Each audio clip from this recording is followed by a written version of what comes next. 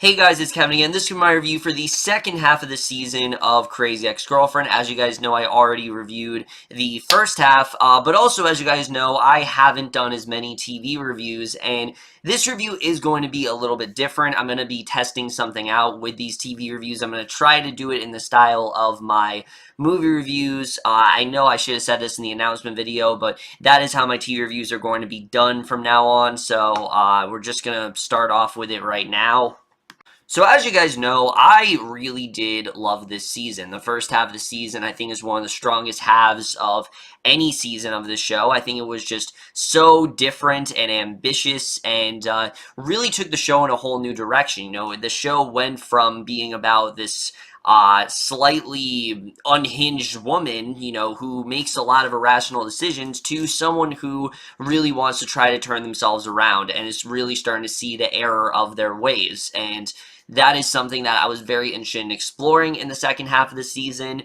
And I have to say that while I did enjoy the second half of the season, it is easily the weakest installment of the entire series. I think there are a lot of great things about this second half of the season, but especially when compared to the first half and how great the pacing was, it really does not hold up as well at all. And we're going to get into it right now, but first I do want to get into the cast.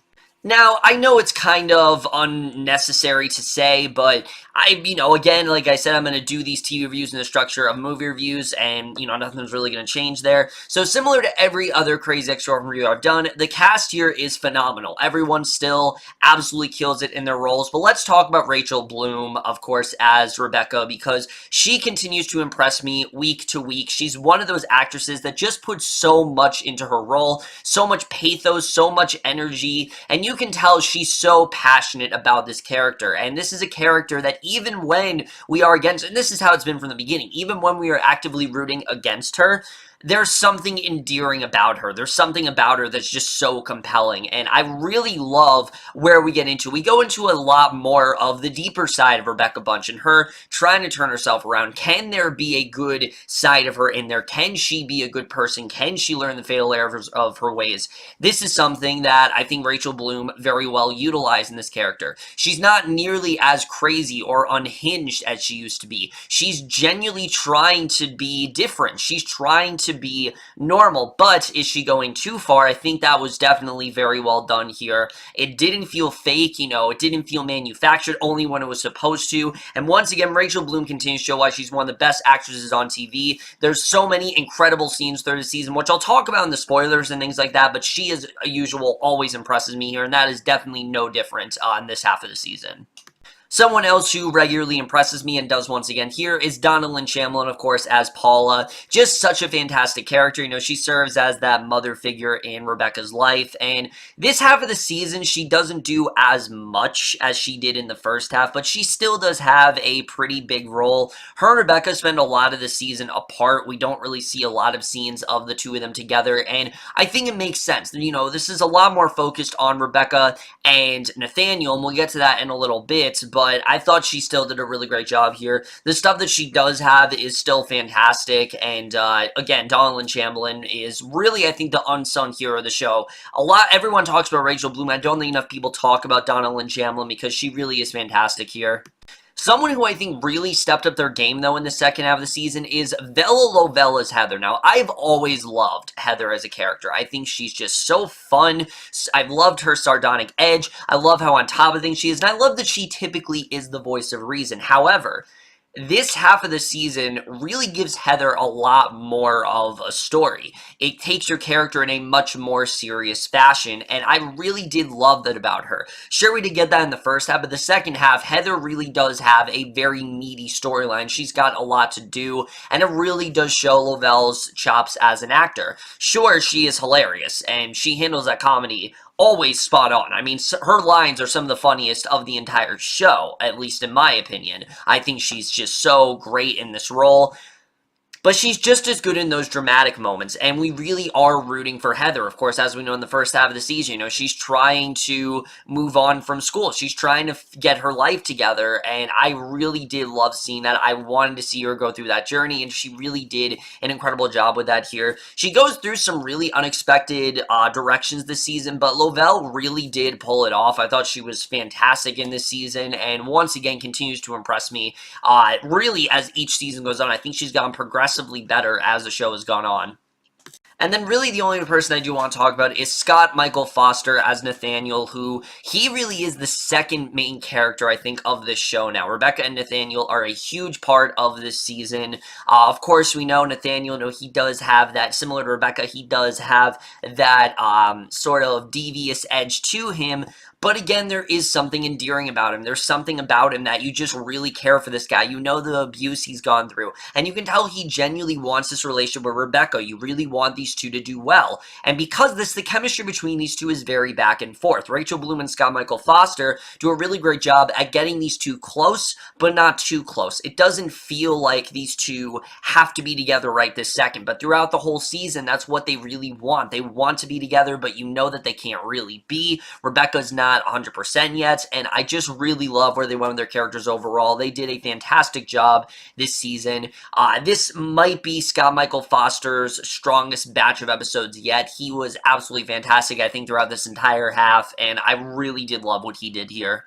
The rest of the cast here, as usual, is fantastic. You know, Pete Gardner, Vincent Rodriguez, Gabrielle Ruiz. I don't really think I need to go on. I've gushed about this cast enough in the past. Everyone really does a fantastic job, and once again, continues to show why this is definitely one of the best ensembles on TV, without a doubt. But now let's get to what I really do want to talk about, which, in general, I do want to talk about the directing right off the bat. Now, Elise Brosh, McKenna, and Rachel Bloom, they know what they're doing at this point. They know how the show is supposed to be. They know that the show is meant to be taken too seriously, and I do think the tone was well established here. There was never really a point in the season where I'm like, that's not Crazy Ex-Girlfriend. That doesn't feel like the show I know. It had that witty, quirky edge to it, but it also had that, very deep, very, hard-hitting realism. It did definitely have those two elements. They never really went away, and that's something that definitely did impress me.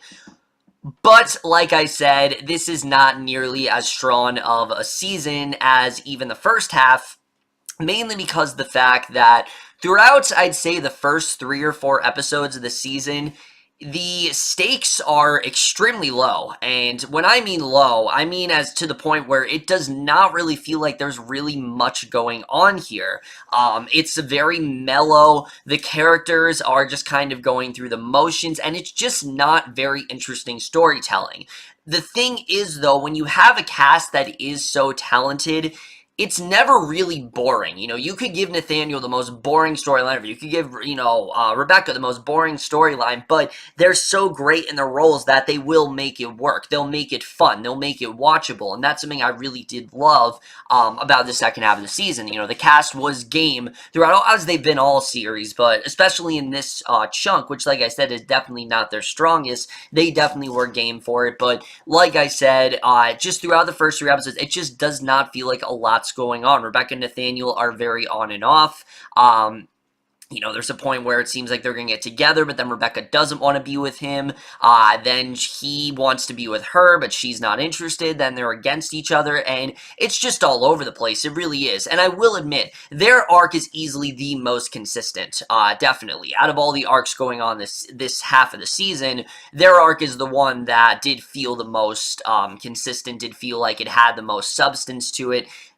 Albeit it's all over the place, but again, I would attribute that more to the characters. Again, it's kind of like the same complaint I have with Rebecca and Josh, which, looking back, that was a dumb complaint last season. The fact that Rebecca would go waltzing back to Josh makes a lot of sense. That's who she was. As we know, Rebecca's someone who's very spontaneous. She doesn't really want to put in any efforts and any work. She just wants things to go like that, and she really does get a pretty big reality check this season. She realizes that she does need to take a step back. She realizes that she's not really ready for a romance, and I did like getting into that this season. It was a different type of Rebecca that we really haven't seen before, and I definitely really did enjoy it. I also really loved all the stuff going on with Rebecca and Dr. Shin, because it is a very different dynamic than Rebecca and Dr. Akopian. With Dr. Akopian, these two have, you know, a history of years together. Akopian knows very well what makes Rebecca tick, what sets her off. You know, she knows all that stuff, all the, you know, the different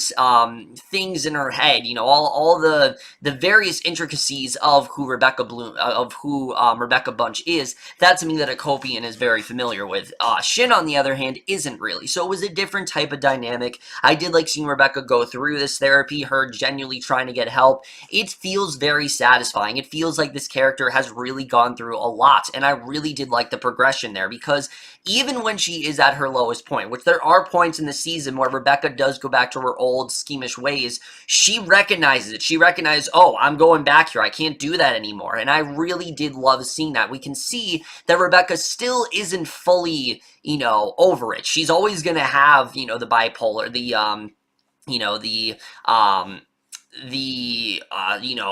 borderline personality disorder. That's always going to be in her, but she can find a way to harness it. She can find a way to control it, and I really did love seeing her go through that this season. I thought they handled that in a very realistic way, because they don't try to use her disorder as a way to excuse all the action she's done. They recognize that, yes, she does have it, but, you know, what she still did is completely wrong, and she was very well aware of what she was actually doing, and I really did love getting into that this season. I thought, like I said, all that stuff was just so compelling. I love seeing Rebecca go through this arc of her trying to get her life on track, her trying to have a sense of normalcy, and basically clean up all the mess that she made within the first 2.5 seasons. I just really enjoyed seeing that. I think they did an incredible job with that arc overall, and it genuinely does feel like Rebecca went through an arc this season. Not to say she did in seasons 1 and 2, but this is definitely the most drastic shift for the character. You know, she's not up to her usual scheming anymore. She's not really interested in men in the way she once was. You know, she's not just focused on, I gotta be with this guy, gotta be with this guy, this is the end-all be-all of everything. You know, she's trying to have much more realistic goals that actually do make sense, and I really did love getting into that. I think they did a really great job with that overall, and I think, like I said, out of all the arcs this season, hers easily was the most interesting, and I really did love what they did with her here. So like I said, her arc, like I said, her and Nathaniel is fantastic. They both worked very well together, and their story in general was very compelling. The problem is this overtakes so much of the second half of the season. All the other characters don't really feel like they're being as utilized as well, you know, especially someone like Josh. I mean, Josh, forget about it. He's not really a character anymore. He's got one arc going on in like the mid-season premiere where he is moving out of his mother's house and he's trying to find a job, and the rest of the season, it seems like every episode he does have some kind of new job, and it doesn't really stick. And yes, you could make the argument that Josh is just kind of living in the moment and he's not really thinking about, you know, long-term stuff, and that's completely fine. It's just he's still billed as the second main character of this show, and he's anything but that. He's not really a character anymore. I felt like they completely wasted a lot with him. I feel like we could have dived a lot more into his character, and we just really didn't. They could have given a lot more for Josh overall, and it did kind of bother me there. But what bothered me more was the lack of Valencia. Valencia, once again, continues to be pushed around in the show. This has happened to her ever since season 2. This season, even more so. Valencia really does not have much going on. She's got her party planning business, which there's a random episode about that. But in general, there isn't really a lot going on with her this season, and they try to make up for it in the last 3 episodes of the season. They do give her this one specific arc that I did overall like, but it wasn't really that big. It wasn't really anything that was that game-changing for the character. It wasn't really that much of a storyline, honestly. It was just kind of there as a way to be like, oh yeah, remember Valencia, that character we forgot? Yeah, we actually do have this thing planned out for her. We're not really going to dive into it, but we do have this thing planned for her, and it just kind of felt like she was really pushed to the side this season, and Gabrielle Ruiz deserves a lot better than that. She's a very fun actress, but what I really have loved about her is the way she's been able to turn Valencia around. Valencia was a character we actively rooted against in season 1. We thought, oh, she's just such a bitch, she's so controlling, she's completely, Josh does not deserve her at all.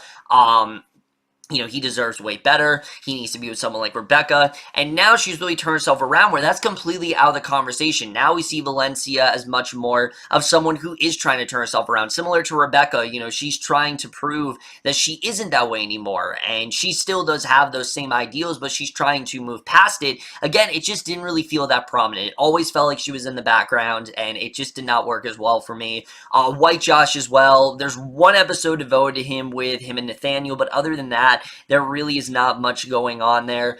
Much of this season pays attention to Daryl's arc with this baby, and it's just not very interesting. And it's not because of the fact that, I don't like seeing Daryl have this arc, because if anything I do. I mean, that is a huge improvement over Season 2. Season 2, it felt like he had nothing to do. He was kind of like the Valencia that season where he was just kind of in the background, White Josh, and they didn't really have much going on.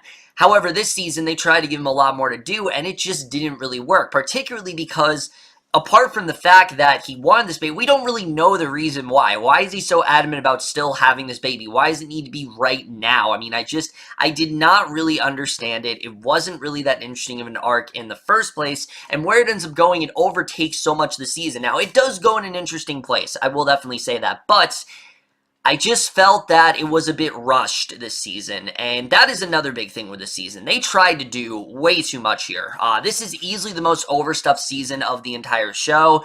Season 2 worked very well with the 13-episode model. This season really didn't. It felt like they kind of hit fast forward on the last 3 episodes. Like, there was nothing really going on the first 3, so they tried to cram all this stuff into the last 3, and some of it worked, and some of it didn't. I genuinely think this season would have worked even better if it was like 18 episodes like the first season. And I understand that, second season worked for 13, but third season, there's just so much plot they're cramming in here that it just felt a bit overcrowded, and it did feel a bit overwhelming, and there were a lot of arcs that I really didn't feel as satisfied with, and I feel they could have done a lot more with, and they just really didn't, and I was a bit disappointed with it overall. So like I said, the structure of the season, it's kind of messy, it's a bit all over the place, and it just does not feel as fluid as I think the first 2 seasons did. It just does not work as well. But something that still remains an absolute highlight of this entire show, of course, are the musical numbers, which, just like the first 2 seasons, are, very funny, and they're very catchy and witty, and there's a lot of stuff in there that you watch them back and you realize how funny they actually are, but they're also very insightful, and they really do have a lot to say about these characters. And something I've loved about this season is that they really have expanded the musical numbers, because it used to be predominantly just Rebecca and maybe Paula, but now really everyone is singing pretty much, and that's what I really love about this season. This season really is more of an ensemble piece, and I think in general, it really adds a lot of depth to these characters. Like, Nathaniel has a lot more singing this season. He did in the first half, too, but this second half especially, he has a lot of songs, as does Paula, as does Josh. There's just, they really do spread themselves, in every way possible when it comes to the songs. They really don't spread themselves thin at all, and that's something that really did impress me. In fact, they even get to their 100th song this season, and it's extremely impressive. I can't believe they've actually come that far, but the songs this season range from something as simple as just a typical pop song to a straight-up hair parody to a tango from Rebecca and Nathaniel. It just has everything, honestly. The musical numbers, I've said this before, you can watch them on your own, and they definitely won't disappoint. I think the musical numbers are, they remain a highlight of the show. They're always fantastic. There's some really game-changing moments with Rebecca as well. And what I really do love about the show is that they're taking reprises of songs that were meant to be kind of ridiculous and giving them substance to it and making them actually fit in with the story. And not only does it make us, make the song stand out even more, but it just shows how impressive of writers Rachel Bloom and Aline, Brosh, McKenna are, because you know, she always talks about how, Bloom always talks about how she tries to find the funny in all the songs, and I think that is true to a point, but I think with these reprises, she tries to find something sentimental, and she tries to show that there are other layers to this song you just weren't seeing, and that's something I really did enjoy this season. I really did love the reprises. Sure, we got that in season 2, but I feel like this season even more so, and again, it was just a very satisfying moment. There's one particular reprise, and you guys know which one it is if you've seen the season. It involves her standing outside of a door at the end of a certain episode, and it was incredible. It had me near tears, honestly. I really did love where they ended up going with that one specific song. I thought it was definitely very well done. The season, once again, explores a lot of deep themes, as did seasons 1 and 2. It explores themes of, you know, acceptance. It explores themes of depression. It explores themes of isolationism, adultery, you know, all that kind of stuff is thrown into this season, and none of it feels like they're being preachy. It feels very natural. It fits in with the general narrative of the show, and that's something I really did enjoy overall. Let's talk about Heather, because like I said, however, going back to the flaws of the show, let's talk about Heather, because like I said, I do think this is her best plot yet. However, her entire plot this season is done in one episode. I'm not even joking. Literally one episode. What could have been a season's worth of plot is crammed into just one episode, and it just doesn't work. It's a good arc for Heather. I really do love where this arc takes her. She decides that she wants to get her life back on track, and she becomes, you know, she gets involved in law school, and she realizes she doesn't really fit in there, and she's kind of trying to find her way out. And again, it's a good arc for her overall, but I just kind of felt like in general, this really did feel very rushed, and it could have been an entire season. I would have loved seeing an entire season of Heather trying to fit in, you know, in law school and trying to get her life together and trying to find a decent job and having a, you know, relationship with Hector. I mean, it just felt like it was in the background all season, and where it does end up going, like I said, is good, and Heather does have a lot of stuff to do after this episode, but mind you, this is the 10th episode of the season, and there's only 3 episodes left after this. So again, it just does feel like they hit fast forward. They knew that they were getting to the end of the season. They gave Heather this really rushed plot, which is a good plot, don't get me wrong, but I just don't feel they gave it enough attention to it as they should. Vella Lovell absolutely kills it in this plot, but it just does not really work overall. At least in my opinion, it really didn't work. Also, the direction they do take Heather in, I did think was kind of dumb overall. I liked it after this certain, you know, plot point was revealed. At first, I really didn't like it, but then where they end up taking to execution, I did think was pretty good. But even that did feel very rushed to me. I feel they could have done a lot more with that overall. I'll get to that in the spoilers and things like that.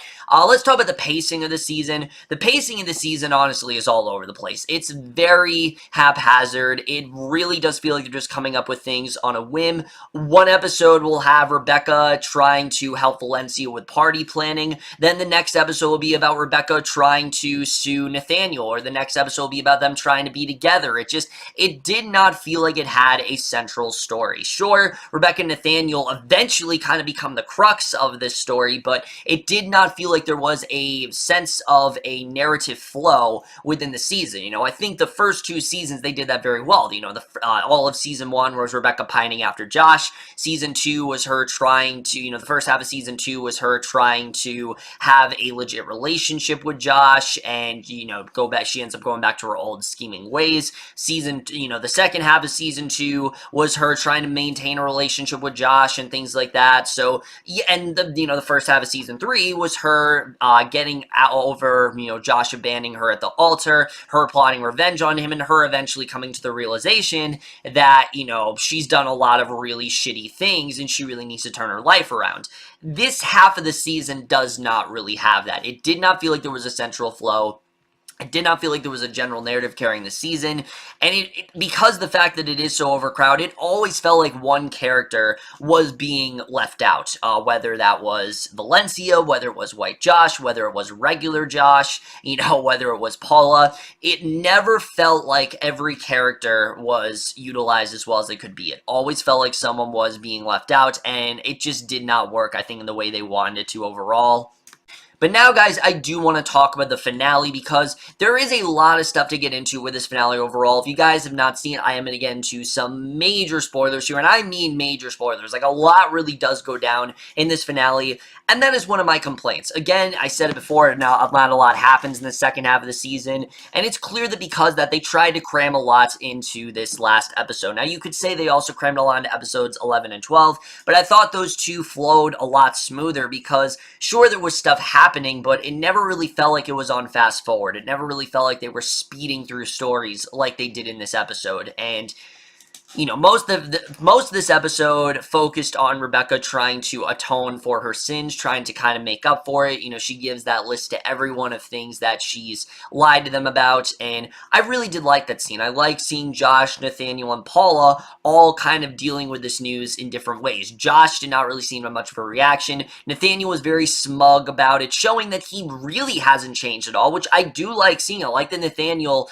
you know, he's taken this note from Rebecca, but he's just gone in completely the wrong direction, and he's kind of on the path that Rebecca is now, where he is very manipulative, and he is using these ways of you know, he's using these ways around it and is not really owning up to any of his actions as Rebecca is trying to do now. And we see this has a very significant effect on Paula. You know, her and Rebecca do get into this pretty big fight, which I did think was well done. I like that Rebecca, you know, she admitted that she lied to her about the whole Trent thing, about her trying to help her deal with Trent. I did think that was good overall.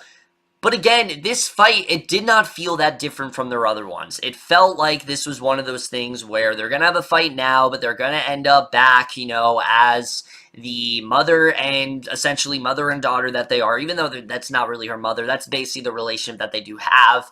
And it didn't feel as urgent as I think the story wanted to. They wanted this to feel like this was a huge thing for Paula, but come on, we know she's going to get back for Rebecca. We know how this general story does go, and it just felt kind of repetitive in that way. And again, Rachel Bloom and you know, Donna, Lynne, Champlin, they absolutely sell it here. They do an incredible job in their roles.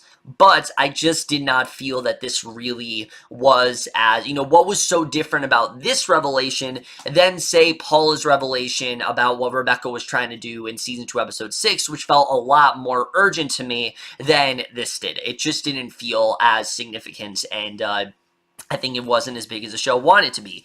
But of course, after this, the rest of the episode is her focusing on Nathaniel and Mona. Of course, those two are now in a relationship. They're going to move in together. He's throwing this party that she's not invited to, and she ends up getting note that Trent is, you know, stalking her. She's having these visions of him. Turns out they are not actually visions. He is very much stalking her. He has basically been following her this entire time, and it gets to the point where he is so adamant about being with her that he doesn't want anyone else in the way. He wants to literally kill Nathaniel. He's going to kill him at the party. Rebecca goes to the party to save Nathaniel, obviously. You know, she does what she can to save him, and obviously he has no idea what's going on, but she ends up pushing Trent off the balcony, and what does this do? This gets her in prison. She ends up going to prison, and she's realizing, holy shit, this is actually serious, what's going on. Nathaniel's trying to reason with her that, hey, she should just plead to insanity and then she'll be fine, but she isn't willing to do that. And Paula walking in basically confirms the final straw that she needs to own up to her actions and just confess everything, plead guilty. And you can tell in that scene she's not just pleading guilty for this one specific event. It's everything that's gone down. Everything that she's done has led up to this one specific decision, and it's her finally owning up. It's her finally taking some action for herself, and I really did love seeing that. However, as much as I did like this ending, it did not feel right. Just something about it did not feel right to me. And I think what it is as much as I do like this idea of Rebecca going to jail, having to atone for her sins, the inciting incident that led up to it just does not fit in with the rest of the narrative. Because, sure, Trent was someone who always had this very creepy, weird, just very unnerving vibe to him that was just weird to be around. but he was, for the most part, a normal guy. He just seemed awkward. He just seemed creepy. He wasn't actually that creepy. He just was really pining for Rebecca, and you did get the sense that he genuinely did care about her. This season, I think they took him a little too far. I do not think he should be a legit villain. I certainly don't think he should actually violently go after Nathaniel. It does not work on this show. I feel like a character like Trent, it's something like Nathaniel, where he's viewed at first as this very evil, heartless guy, and we then come to really like him, and we realize that there is actually something endearing about him, and there definitely is a soul in there, and he is trying to do good, but we never really got that with Trent, and based on this episode, I don't know if we're going to. I don't know if we're really going there. I think we're going to see Trent more next season because of what happened here, but again, I just do not buy the fact that Trent, after all this time, would try to kill Nathaniel. It just did not work for me overall. And the fact that this is what Rebecca admits to,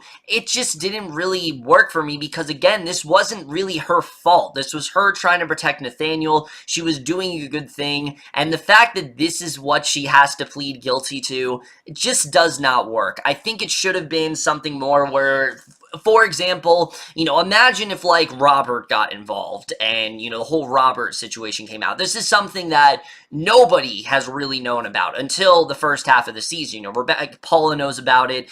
Pretty much everyone knows about it now. That's been put on the back burner. But what if somehow it did get leaked out? And what if Rebecca did plead guilty to it? That would feel a lot more effective. That would feel like, okay, this is what we've been leading up to. Trent has never really felt like that central of a character. He's more just there in the background when things really do get crazy, and he's a way of Rebecca rediscovering herself, realizing that she's not nearly as crazy as he is, and he is, of course, the male counterpart of Rebecca, and he goes a lot more extreme than Rebecca, probably even more extremes than she did, but he's not there to be this sadistic guy that we actually thought he was. It just does not work for me overall. I think it's a good arc for the show, but I just don't really love where they went with it. But my other big complaint with this half of the finale is that this finale in general felt like two very different episodes. We have the episode, like I said, with all the Rebecca stuff, but then there's this other half, and the other half, of course, is Heather giving birth to Daryl's baby. And again, it's good. I really did like what we got here. I like that we got interaction between Heather and Daryl. These are two characters that are not really known for interacting a lot, so the fact that most of their plotline focused on them, I really did enjoy. I like seeing Heather try to tell Daryl that him and White Josh can still be friends and that they don't have to be awkward around each other. I definitely did like seeing that. I like that she, once again, is very much the voice of reason. I like that she's trying to handle this pregnancy in a mature way, even though it obviously is very hard. And I really did enjoy what we got with her overall. I love the scene where, she's just sitting there answering questions about, John Stamos and things like that because she's just that bored and she's regretting everything she's done. I mean, that was definitely a lot of fun to watch. But it did not fit in this episode because those two are so secluded from everything else that's going on, it does not fit with the narrative flow of this episode. It feels like this should have happened last week. It should have been in the penultimate episode when they had that time jump, and it just didn't really work for me. I think they really could have done a lot more with this overall. I think they really could have dived deeper into her pregnancy. Just spend a whole episode on it, honestly. Spend a whole episode of Heather in the hospital. You could have done like a bottle episode, and I would have enjoyed that. I think that should have been the penultimate episode. I don't think it needed to be in the finale, and like I said, it just felt completely disconnected from everything else that was going on. Sure, it was a major plot point in the, last few episodes, in the back half of the season, but it just didn't feel like it fit in this episode, especially with all the Rebecca stuff going on, which was insane. When we cut to Daryl and Heather, in hindsight, it just felt disjointed. It did not fit in this episode, and overall, I think they could have done a lot more with them overall.